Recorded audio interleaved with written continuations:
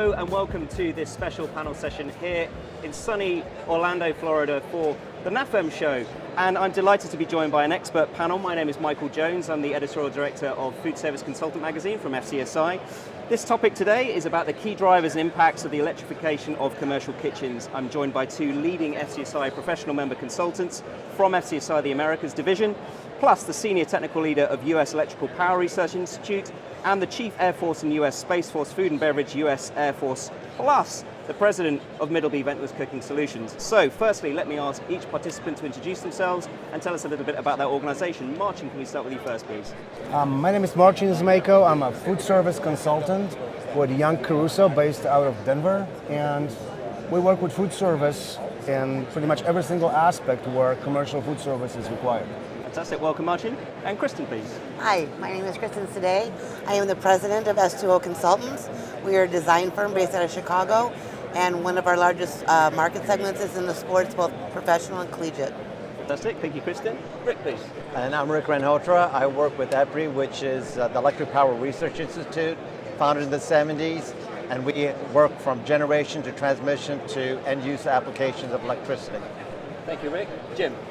So Jim Krueger, Air Force Food and Beverage globally. We support our troops around the globe, both in the continental United States and overseas. So we use a variety of Middleby products, glad to be here. Thank you, Jim.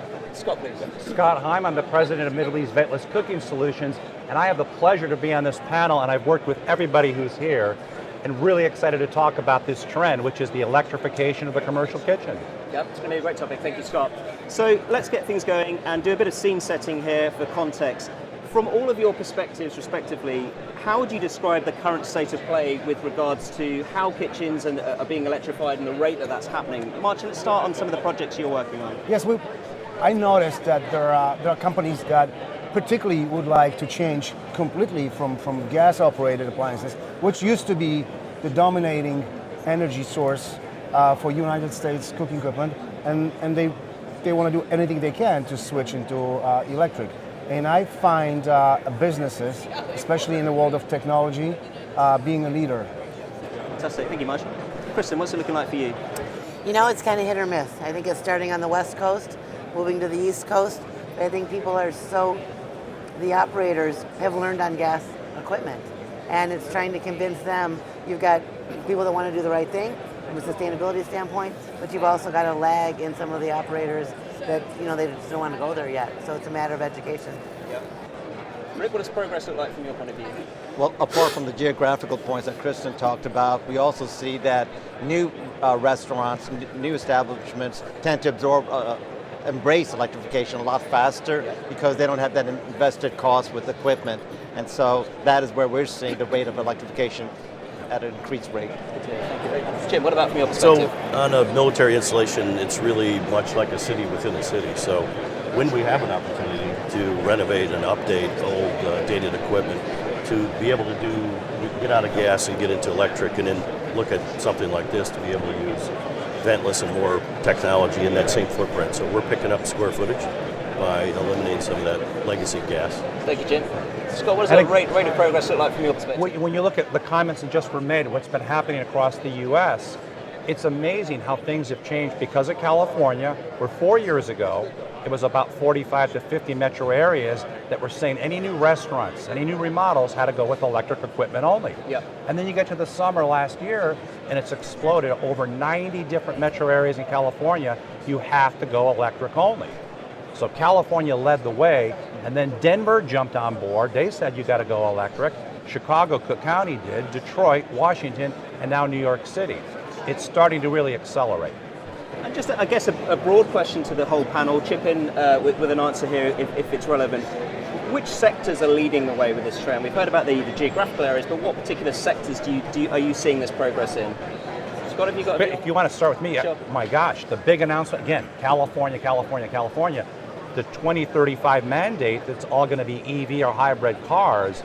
That really shoved things forward. Then you go to Washington D.C. They've now mandated, as of this year, it's got to be only electric equipment, and you have to have Energy Star. So that's really changed things. And what happened with California? Particular segments, Marcin, where are you seeing it happening? Yes. So I will just to add something to Scott mentioned. Sure. in California, you have those huge technology companies like Google, Facebook, and they open offices all over the country. Obviously, they want to replicate anything they have at the home state. So one of those companies that I mentioned has a huge presence in Colorado. That's what they did. We had a project completely designed with the gas that really in a very late stage, they made us change everything to electric. You know, we do a lot of sports, and again, we just finished up, and we're working on the Intuit Dome out in California, and it's going to be an all-electric arena. They wanted to be sustainable, and they wanted to be LEED Platinum. So again, there's got to be some, do-good feeling, some goals behind it, because the interesting part is that the operator originally was opposed to it, and then we had to go through exercises explaining how it could actually, some of the stuff is actually even more efficient. And so, there's the training, and by the end of it, they were for it. So we're seeing that switch. And is there a real sort of capturing hearts and minds education piece to be done? 100%. We've got another project we walked into we're in design, and the chef comes in, and I'm like, by the way, it's all electric, and he goes, all I've ever cooked on is gas. I trained on gas. So we sent him out to one of the reps' offices, just put him in the kitchen, gave him some induction burners, and let him go for about 2 hours, just to get him comfortable with it. It was more of a confidence thing on that point. Like, it's happening, so how can we help you join on board to what's going on? So yeah, it's bringing the operators on board to get comfortable with it. Rick, where are you seeing the current sort of primary drivers behind this change? What are the main catalysts, would you say? Well, from our perspective, everything is couched in terms of decarbonization. Yeah. And we, when you talked about sectors, my thought that came to mind immediately was chain restaurants versus mom and pops. And I'm not sure if it's a self-fulfilling prophecy, but our member utilities tend to see that the chain restaurants are embracing it a little bit faster than the mom and pops. They have a greater motivation to, because they have so many other pressures, regardless of which part of the country that they're in. And so I think that's one aspect of it as well. Jim, what would you say are the catalysts here, the primary catalysts? So, I call it the grand reopening. As dining facilities, cafeteria style, we never really close feeding the military, but on-premise dining, as we go back into heavily populated work centers, we're taking an opportunity to update some of the equipment. So, and rethinking it. I mean, COVID has changed it, grab and go, finish in front of the customer, lockers, all the other stuff that Middleby's kind of doing. So for us, it's an opportunity to update and kind of promote. And on the side, there's energy efficiency as well. Kristin, on projects you're working on specifically, we've heard the word mandated here being used a lot. So is that one of the catalysts that's really driving things, or are there other reasons? Is sustainability? Is it coming from chefs themselves? I don't see it coming from chefs. I think it comes from people wanting to do the right thing. I think people know the train's coming down the road. I think some of the projects that we do aren't going to be built for a few years. We'll try and be ahead of the game. But there's a lot of things to think of. We've had projects go, nope, we're going to go all electric. And then when they really drill down to what it takes to do that, they back off a little bit. I think you need the vision above that's pushing that. I don't think coming from operators up that they're going to drive that. It have to be the other way around.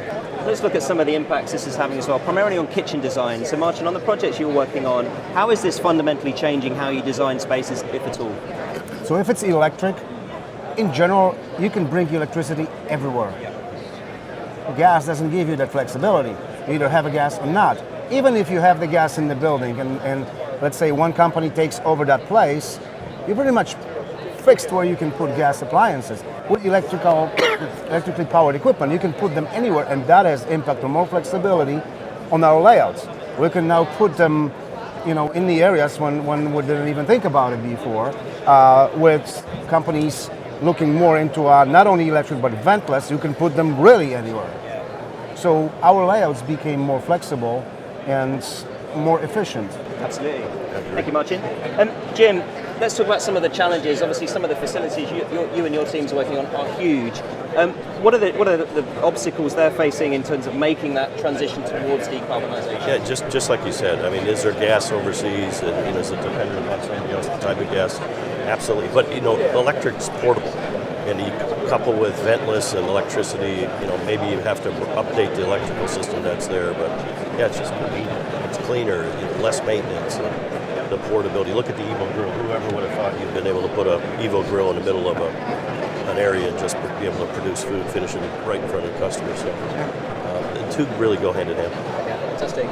Rick, I'd like to get your perspective here from EPRI. You must be working with obviously other sectors, not just food service. Right. Where are you seeing, or how are you seeing other sectors dealing with this, with kind of decarbonisation, electric power, and how are they kind of handling those challenges? Well, the decarbonization can be beyond cooking equipment. Yeah. And for example, other sectors, I know, Scott, you and I talked about automotive. Well, they have a self-serving need to transform because electric vehicles are finally being embraced because of all the advances in battery technology and lessening of range anxiety. But if I look at the food chain, for example, it's happening in all aspects of the food chain.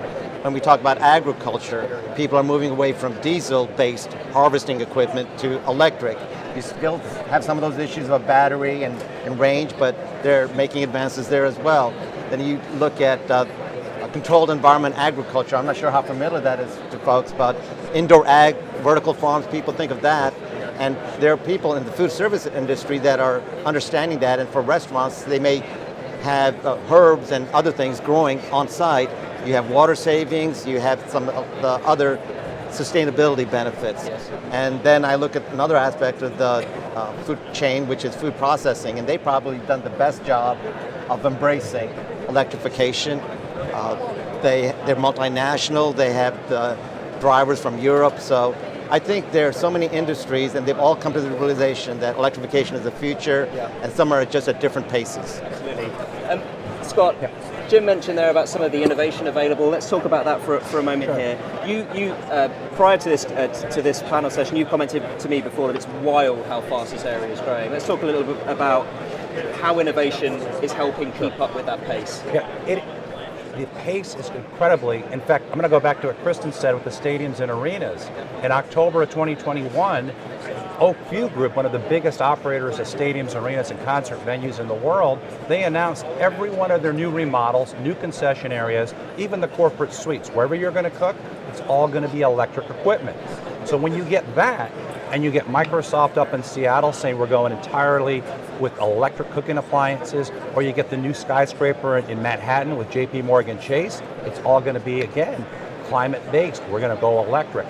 All of that's pushing the innovation into electric, and I can't help as I'm sitting here, I'm holding this piece. This is a 3,000 watt heater. And again, some of the myths that some of the culinary people have, it's all about BTUs, I've got to have the natural gas.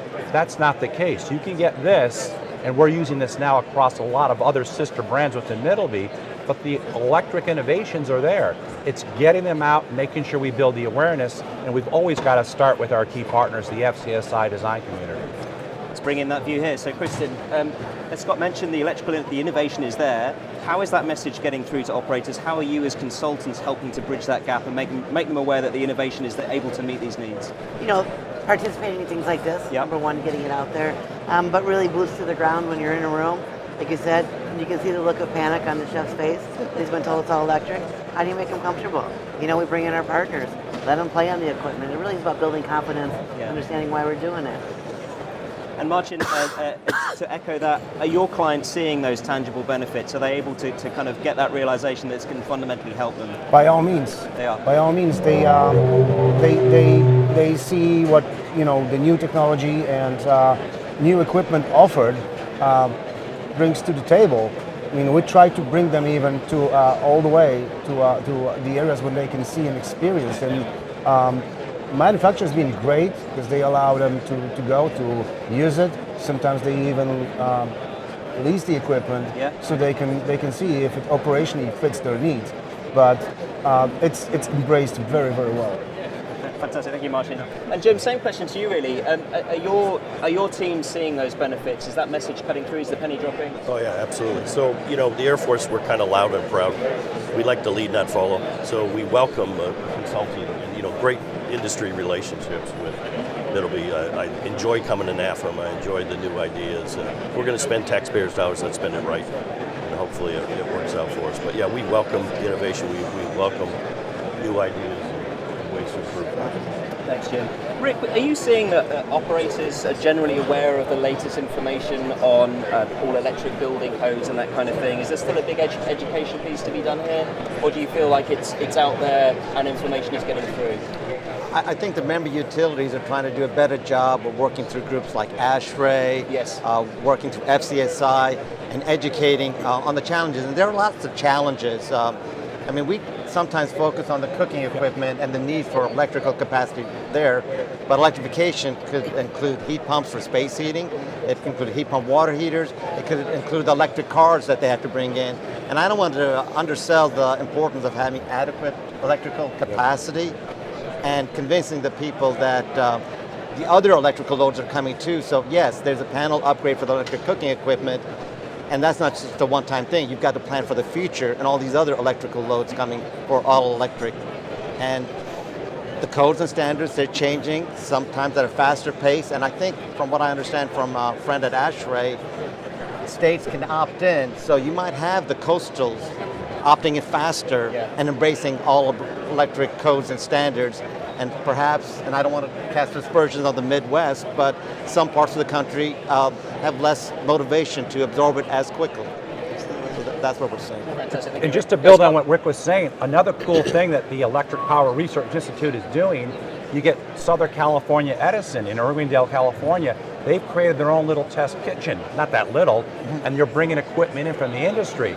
And then you bring the culinary teams in to cook on induction and cook on electric, and they realize, you know what, it's not always about the gas BTUs. So that's, I think, another opportunity for Electric Power Research Institute to do more of these test kitchens. And I'd love to see FCSI help us on what we term non-energy benefits.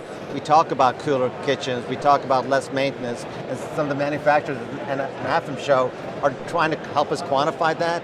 Because if you can't quantify it, then the economics are skewed. You're not looking at the whole picture. And down the road, if you start starting to talk about using natural gas still, and someone, say in California, puts a carbon price on that, that affects the equation. And if you don't take that into account, then you're looking at distorted economics. And so we're trying to have those kinds of conversations. And so, Kristin, from the perspective of some of your clients, those non-energy benefits that Rick was talking about, do they understand those? Are they getting those advantages that can help them? You know, and sometimes there are, and sometimes there's not. In other words, there's real concerns too. You know, power goes out. You know, you can still cook with a gas stove, right? There's things that, how do you back this up if power goes? They get by, right? You're not, but if power does, you know, how do we back these things up? What are the costs of the energy? Where do the panels go? We're always talking about square footage, right? I mean, there's a lot, like you said, from the whole building standpoint. We have to work together to swing the benefits. I don't know if they always, the intangible effects, probably not yet.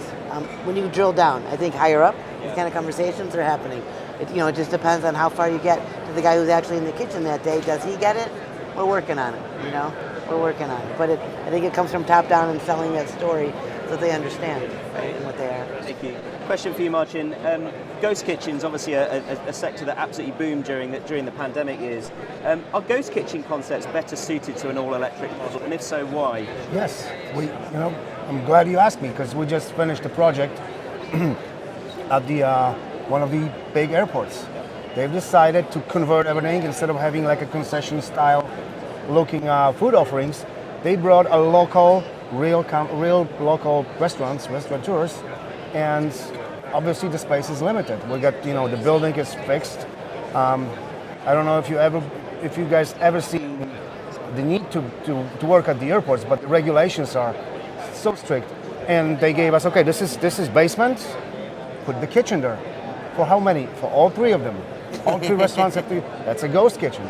And the good thing is with the electrical, we can bring 480. We can position it anywhere we want. We need to provide vertical transportation so that cooking area can be shifted the other way. It helps us a lot. Yeah, good to hear. Jim, back to you on that. We talked a little bit about labour saving here as well. How is that going to help you and your teams at all? Electrification of kitchens, how will it help? Let me pick it back on the ghost kitchen. Our ghost kitchens are a little different. Yeah. We could put this in a container, put it on an aircraft, and we can do distance catering globally, right? So we have that aspect. So we love the electrification and the portability, I guess, of it. But and I think you hit it on too. Is it top driven or is it bottom driven? I have a culture of folks that were comfortable in gas. They don't know what they don't know. They like that instant. We talked about that yesterday. Like that heat. There were some modifications done, obviously driven by Scott, that to sell it, to meet the demands of the customer, and educate the customer, I think is best, and it'll always work out. I can't take gas where we need it in some countries. Old air bases that we reopen for whatever that we need to do. So the portability, I think, of gas is not there, and electric's always going to be there. We also, in some countries, generate our own electricity to keep it cleaner, because we don't want to be dependent on a country should somebody able to snip that. Electric's important. Thank you, Jim. Rick, you mentioned about the utility companies there. Are you seeing a cautious approach towards this, or is it becoming a more bullish one, perhaps, for the utility companies? Utilities have been bullish on electrification since they were formed. It's just the technologies that they're bullish about. Yeah. Right now, it's obvious that electric vehicle, that electrification aspect is at the top of mind. Heat pumps, space heating, that's very impactful for decarbonization for the country as a whole. Food service, by its very size, is not as impactful, but it's still important, and they recognize that. And we met the last few days with members of our program to talk about the impact of electrification in the food service sector. It's important. I also want to touch on something Kristin pointed out earlier, which is what happens when the power goes out. We work very hard not for the power to go out, but when it does, I want to acknowledge the fact that there are other options, and I'll give credit to our counterparts from the gas side of the business. They're not totally reliant on natural gas. They see the future with, I think, the hydrogen economy. And I know something that's important to you, and you can generate hydrogen the present way, which is steam reforming of natural gas, and so it's still got that carbon impact. But when you talk about electrolysis of water, then you've got a greener grid, and then hydrogen as a fuel source would possibly get around the total reliance, because you can't have backup generators necessarily for every situation. You can't have on-site storage, large batteries to ride through all that load. So maybe there's a play for hydrogen or hydrogen natural gas blends in restaurants too. Yeah, because we got one project that they really did do all the backup generators and the backup batteries, and the cost was because they were invested in the solution. So the ROI maybe initially wasn't there. They're trying to do the right thing. Just came off another call where the operator's like, fine, if we're going to go with all electric and we need all that stuff on backup power. Yeah. And then went to the project and like, well, we're going to have to look at that because that wasn't in the budget and how far. So there are real questions that are, Yeah, because not all loads are critical. Yeah. You have to be very discriminating. Yep. Well, yeah. We're talking here about a lot of change, a lot of upheaval, a lot of uncertainty. Scott, from your perspective, are operators seeing the advantages despite all these challenges that we incumbent with this? Like anything else in American life, when things are going to change, you got the early adapters, the innovators that want to see the new products. So you've got to get those lead customers to go forward. But it can't just be from the manufacturers of food service equipment. It's the operators that want to be forward thinking. It's the FCSI design teams that know, hey, you better be looking at this. You better be looking at these solutions. And there's another factor. We've already talked about the states and the cities. We've also got the sustainability initiative that a lot of people don't know about. Back in March of last year, the SEC voted 3-1 that all publicly traded companies have to report the sustainability initiatives. So you're going to have people, if they're not learning or they're not taking advantage of it now, they're going to be scrambling next year to figure out, how do I track what I've done to reduce my climate input and my pressure? So we're seeing, again, the early adapters, innovators want this idea, they want to experiment, and they're looking for new solutions. Great answer, Scott, thank you. A final question for me, and I'll ask all of you on the panel, please. Let's look ahead to the future. Can we predict how commercial kitchens are going to keep evolving along this electrification journey? So let's get your view on what does this space look like by, say, 2025, just a couple of years ahead. Stay with you, Scott. I'm smiling and hoping you were. I'm going to build on what Marcin said about the ghost kitchens and portability. What we're doing right now with the electric equipment and with the ventless options, it's the maximum flexibility. Go where that fan is going to be. In the airports, go where you're going to have the grab and go. It's to give the restaurant operators, not just in the US, but worldwide, the ultimate flexibility to create that menu anywhere you want to go. So it's, again, the flexibility, meet the menu requirements, and not feel limited by the electrical-powered equipment. Thank you, Scott. Same question to you too, please, Jim. So I think it's the multiple use of the same piece of equipment across, for me, multiple day parts. And then it's the portability. If it doesn't work out, I'm a risk taker.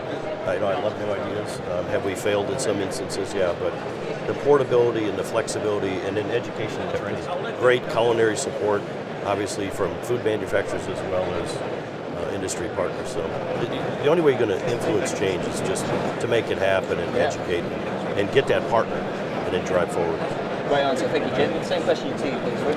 Well, you brought up the point of innovation, and it's something that just occurred to me. I've seen some folks around here use induction technology, and it's amazing to me how fast induction has advanced and some of the things that can be done with it. The costs have come down, made it a lot more affordable, and there's some other benefits. We talk about sustainability, and we seem to think of carbon all the time, but I know Panda Express, for example, they've used induction for holding wells, and they've had water savings because they use induction. So it's not just about reducing the carbon impact, they can have some water savings. So all these innovative solutions we see at NAFEM and NRA, they're just amazing.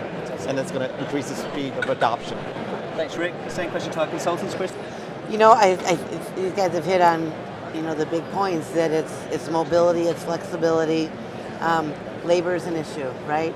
Skilled labor is an issue. If I can push a button and get quality, I can produce it closer to my service point, I can get more options, and I can get better results with less money. It's kind of that's where everything's shifting, right? Because you got to put the labor aspect into it as well. And it helps. Marcin, what's your view of the future? I think there's so many little tiny operators, small outlets specifically in the big cities with very limited spaces, that now they have option to cook, not only to serve stuff that's already prepackaged. There are pieces of equipment so small, you can put pizza, you can put stuff that comes out of it really like straight from the kitchen. And those are electrically operated equipment, those are ventless pieces of equipment. And in addition, we attended this panel a couple days ago with FCSI, where there's something in the works in the one of the database providing companies, where the operators, before they design and before they put equipment, they can enter their zip code and they can see what rebates are available when you use this particular piece of equipment. So it's coming. The industry is definitely watching that, and we as FCSI, we constantly educate ourselves to be able to convey that knowledge to our potential clients. Fantastic. That's a very positive note to end this fantastic panel session on. Wow, what a great panel. Marcin, Kristin, Rick, Jim, and Scott, thank you so much for your time today. Really appreciate you joining us. Thank you so much to Middleby for their support. Thank you for watching. Please stay tuned to fcsi.org for future events. Thank you.